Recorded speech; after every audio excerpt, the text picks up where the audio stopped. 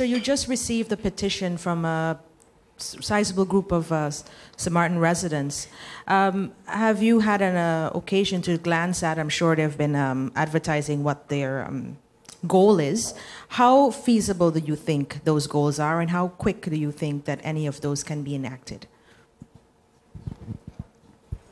Thank you, Alita, for that in-depth question.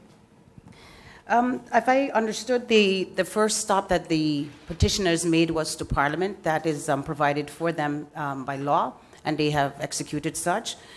It is actually up to Parliament to make the decisions. Once Parliament make that decision, then I believe then Parliament will instruct the ministers on how to further proceed or what's the wishes of Parliament. I believe that is usually how the process goes with a petition. So that will lie in the hands of Parliament. Minister De Wever. Thank you. I know some of the issues are directed towards the justice chain. We have to remember that there's separation of the legislative branch, which is Parliament, the executive branch, which is the Council of Ministers, and the judicial branch. Now, these separations of powers must be maintained and be clear of each one's responsibility. Each branch should and work most efficiently and effectively, and I think that should be the general understanding and make sure we don't blur the lines too much. One of the biggest questions in the community is, have you been contacted by anyone in The Hague, particularly the Dutch State Secretary, Mr. Knops, about that strong statement, and if there is any indication that The Hague is unhappy with the current support that's out there in considering that it's an ongoing criminal investigation? Thank you, Alita Singh, for that question. In short, no, I have not been contacted by The Hague.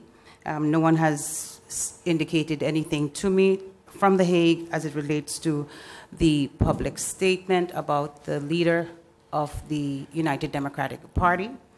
Indeed, I made a strong statement, but I think my statement was well balanced. I hope that it was received as such. Note must be taken that at the end of the day, I am the Prime Minister of St. Martin. I do have a responsibility for the entire country. And at the same time, I am appointed by the same leader from the United Democratic Party. He is my party leader. So I believe that my statement was actually a proper balance between the both roles that I play as Prime Minister and also as a member of the United Democratic Party. But note is to be taken that I stand by my statement, and again, that does not mean that the government is going to interfere in any case that is being conducted by the prosecutor office. However, we would like to see that all things that need to take place within a proper time.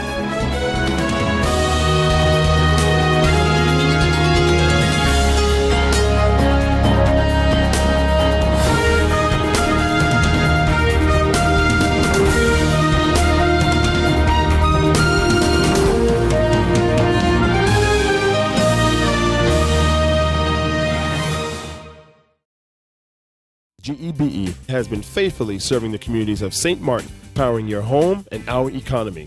Come rain or shine, our qualified team of professionals are working hard 24 hours a day to provide you and your family with safe, reliable electricity and water. We use the latest technologies and test our products daily to maintain the highest international standards. Our friendly staff is always there to assist you, whether in person, over the phone, or online. We are committed to constantly improving our products and services, making them more efficient, effective, and environmentally friendly to serve you better today and our next generation of clients tomorrow. GEBE, powering a brighter future. Our friend Megawati is here with tips to save you energy. 1. Turn your airco temperature up. 2. Use a ceiling fan instead. 3. Buy energy-saving products. Save some green with NVGE.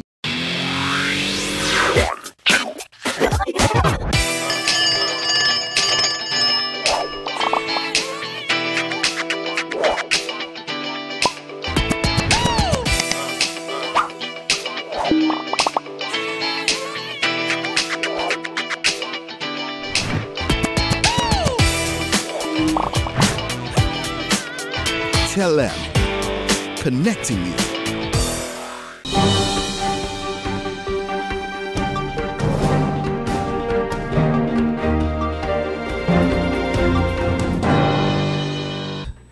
I would also like to add a couple of questions to the Minister. Minister, other than tax exemptions, were there any requests for financial injections, including that from the recovery funds? And also, I would hope and want actually that the government also looks into making the process fair and equal to, and create packages not only for large companies, but also small companies based on ratios and percentages. For example, we know, let's say Maho employs 800 people, and Maho needs this amount of money that is on a percentage basis. So if you have another company that employs 100 people, you just do, okay, Maho gets 10 million, you employ 100 people, you get 1 million. So fair packages based on ratios and percentages. I would also like to know from the Minister if the Finance Minister or the COM have gotten any confirmations from the large hotels and businesses on the island on dates that they are planning to open up again. Now, I must commend the Maho group at least that they are saying, yes, we want these incentives, but we are also guaranteeing you that we're going to open the Semester Ocean Point in November and the entire resort in February, I believe they mentioned. These type of guarantees, I think it makes it more favorable for government to want to give a package or incentive to based on these requirements. I would like to know from the COM or from the Finance Minister, have you gotten an idea or indication from other hotels? Are they planning to open or not? We don't want to have a situation like the Molly Bay again after a major storm. And to be honest with you, I also believe in the future, even in large businesses like this, within their business license, in case of a disaster like this, if you don't come back or not planning to operate in a timely manner, that your business license be revoked. I think these are serious things that should be looked into the discussion process that the fiscal department is looking into. I also want to know what is considered a large construction, because you mentioned to create financial packages for large construction. Can you give a breakdown of what is considered or so far considered by your ministry as large construction? And will it be only the case of after a disaster? Because this relates to the tax holiday, because you also mentioned that the tax holiday was, was retracted. The law was retracted after Irma. No? And just because in the public we keep hearing about tax holidays, and there's never very clear information given to the public, in my opinion, on what untaxed holiday is. I would like to know how many tax holiday exemptions were given in the last 30 years. What are the exact requirements based on our law that allows an entity to qualify for any tax exemptions or tax holidays? And then give an explanation on when, or correct me if I'm wrong, whatever tax was you mentioned earlier in your presentation was retracted after Irma. Maybe give a clarification on what exactly was retracted and when and for how long.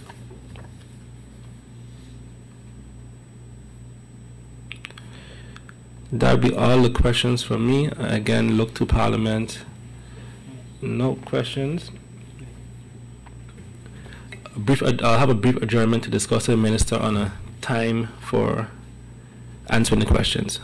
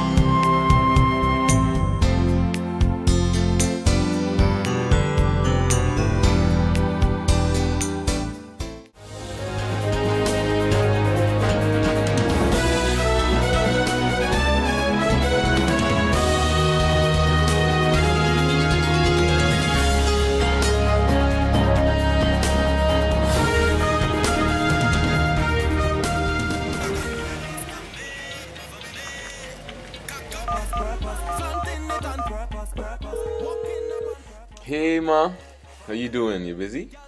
I hear, just paying some bills, taking care of business, you know what it is? I know, you're doing your online banking. I don't have to stand in those long lines to pay bills. I can transfer when I want. I can check my account wherever. It's like the bank open 24/7. I even here checking the statement right now as we're talking. How's Miami? Well, that's why I'm calling. I'm finishing up a few songs now, but I'm afraid that studio time might be more than I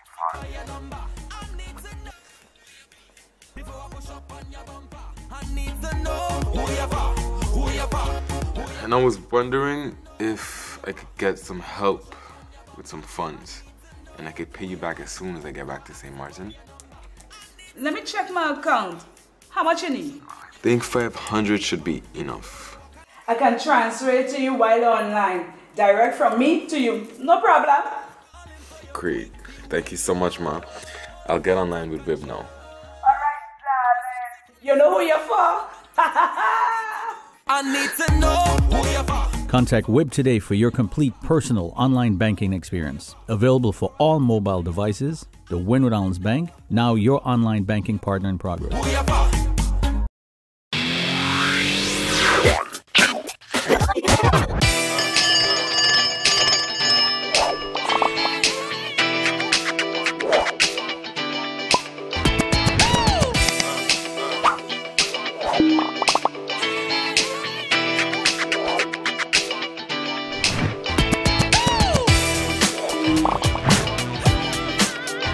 Tell them, connecting you.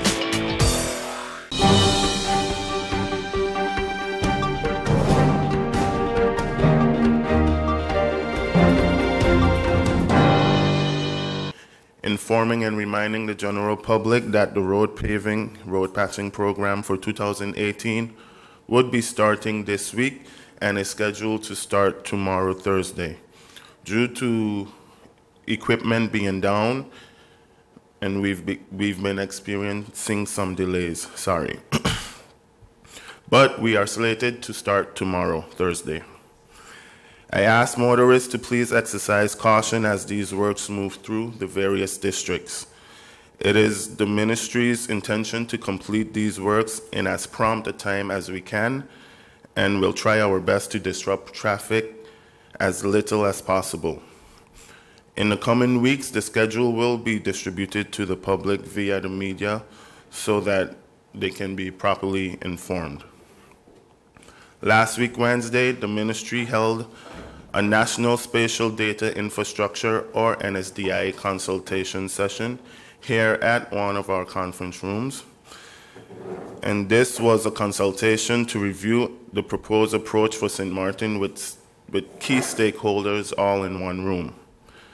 The proposal was presented by Ms. Valerie Grant, the Managing Director of Geotech Jamaica, and among those present were GB, TELEM, UTS, the Fire Department, Cadaster's Office, the Ambulance Department, and the Chamber of Commerce. One of the main goals of the consultation was to discuss the importance of sharing each organization's GIS layer with each other in order to create maps with more accurate and detailed information for the island. Though I could not stay for the entire session last week, I received positive reports of the discussions. One of which was the consensus that at this point, the VROMI ministry would lead as the centralized location for GIS development efforts. I would once again like to thank the organizers, presenters, and participants who all contributed to a successful event. This weekend, I was able to check in on the progress of some of the homes under our pilot roof repair program. This program, which is funded by the national budget, started approximately 3 weeks ago and is scheduled to conclude in the next 3 weeks. All of the homes chosen belong to pension-age residents. There was admittedly a delay in the start of the program, but we are now moving ahead. The program serves as a precursor to the larger roof repair program, which is being funded as one of the early recovery projects. That larger project is at present being coordinated between the Ministry of ROMI, the Ministry of VSA, and the World Bank project managers. In closing, we continue to monitor on an almost daily basis the activity of the garbage haulers. Those not living up to the terms of their contracts are immediately sent warning letters, and there have been instances where separate haulers have been hired to clean up, and that money has been deducted from the delinquent hauler's contract. This will all, of course, be taken into consideration when the new contracts go out for bidding. In this post-Irma era, as we continue to recover and clean up our island, I urge residents to not continue to add to the problem by littering and throwing garbage just on the side of the road. Please, St. Martin, this is not who we are as a people, and let us continue to keep our island clean together.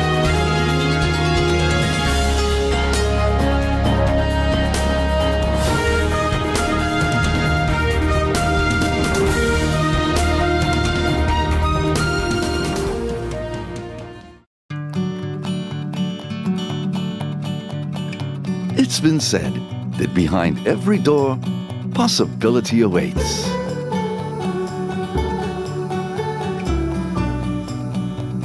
How much possibility depends on which door you open first.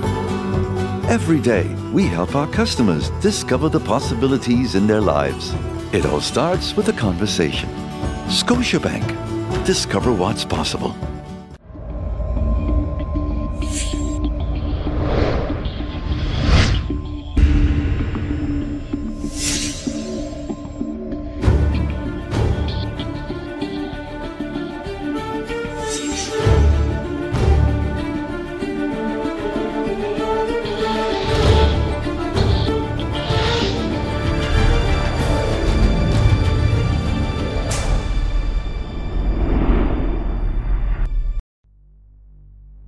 Hello, St. Martin. My name is Stephanie Medina, and I play football with the Walichi Women's Soccer team.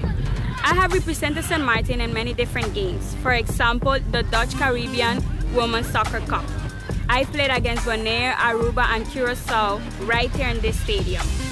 Sports matter to me because it makes me happy, it keeps me fit and healthy, and it is very fun. So I asked the business community to take on this challenge and help us rebuild our facilities.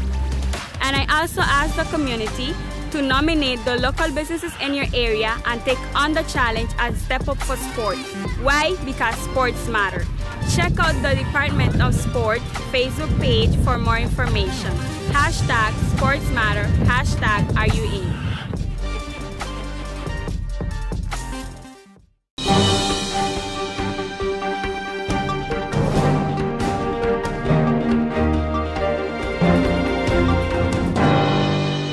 Compared to Curacao, where we have a steady number of between 30 and 40 first-year students, we expect that we can maintain a group of 20 to 30 first-year students every year.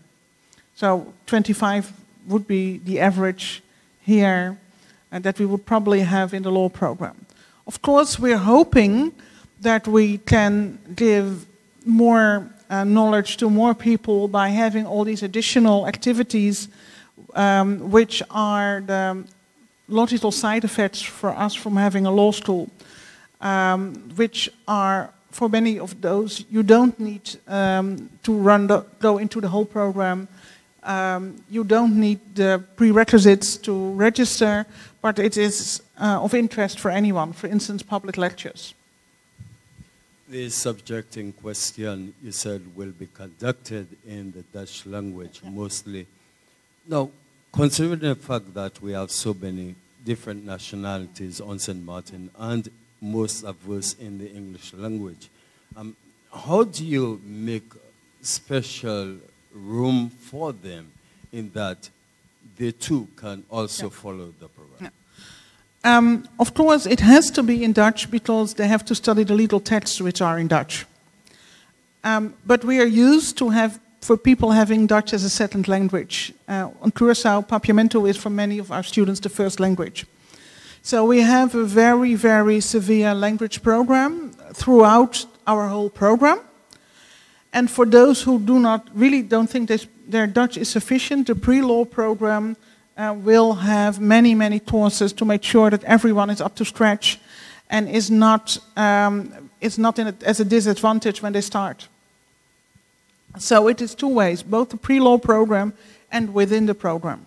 That was developed within the concept of the law program, the University of Curaçao law program here. As Dr. Gourappel was saying, we're putting lots of emphasis on Dutch, on the Dutch language. And so we'll have Dutch communication, Dutch language composition, critical reading of texts in Dutch, which is very important. This is a 18-month program, and we hope that within 18 months we'll have this intensive, I would say it's a pre-law program that is based on a thorough understanding of the Dutch language and its legal application, but also logistics, social science, logic, social science, and world history, which is very important if we want to develop our homebred legal personnel. The entire program will be approximately like $3,000 a year, $3,000 a year, and they will be offered the possibility to pay it in terms. On St. Martin, we have about 25 complete registrations and about 10 other partial registrations already. So anyone who told us that they wanted to start, we've already got their details. So that's why we'll come over, people from Student Affairs and Finance will come over next week on Friday to make sure that all the official documents are handed in, copied, diplomas, etc. So we're expecting a large group to start with. St. Martin has the VWO, it has the HAVO, and I can go on and on.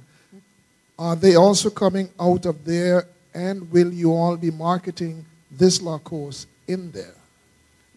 What do you mean in the Milton Peters College? No, we will be marketing everywhere, and we are used to visiting schools, also in Curaçao, to give information, some mini lectures to get people interested, and we are used to doing that in Curaçao, so we'll do it here on the schools as well.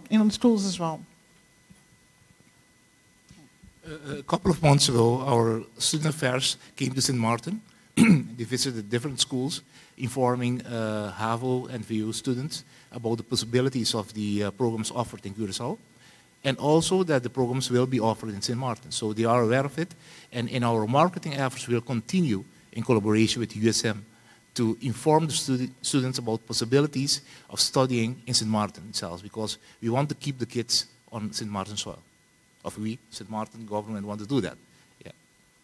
The question of marketing, though this is a University of Curaçao program at University of St. Martin, our marketing, we will include this law program in our regular marketing so that when we do our daily visits, and I know that last year after IDEMA has been very difficult to do marketing, we suffered a loss of the student body, number of student body. That's improving already with the start of the semester, which was just a couple of days ago, or last Monday, and we are going full force into marketing the University of St. Martin as the institution of higher education on the island, and we're very happy that the law program is something that we can market as well.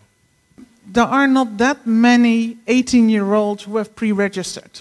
Like in Curaçao, where we are used to having an average of 65% of our first-year students being over 23 for the law school, I presume that that will be here as well, but yes, in about 5.5 time you have your own homegrown, new set of homegrown lawyers.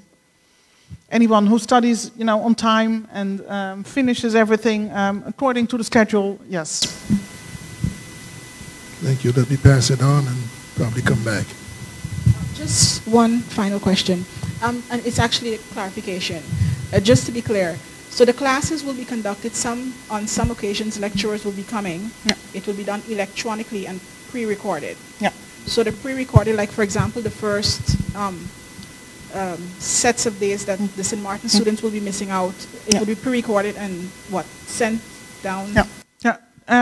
We work with the system called Blackboard, which is often used in higher education. And on that, we'll make it available to the St. Martin students and also the part-time students in Curaçao, those lectures, and they can watch at ease at home, or sometimes decide perhaps to do it here, to watch together. They will get specific instructions for that in about 10 days. As soon as they've registered, there will be a session to make sure that they can go online, they know what to do, they know how to watch them. Yeah, and that is also the same for regular part-time students, because sometimes lectures can only be planned during the day, general lectures, for instance. And then also for the students in Curaçao, like the students here, they will have the option to do that at ease at home.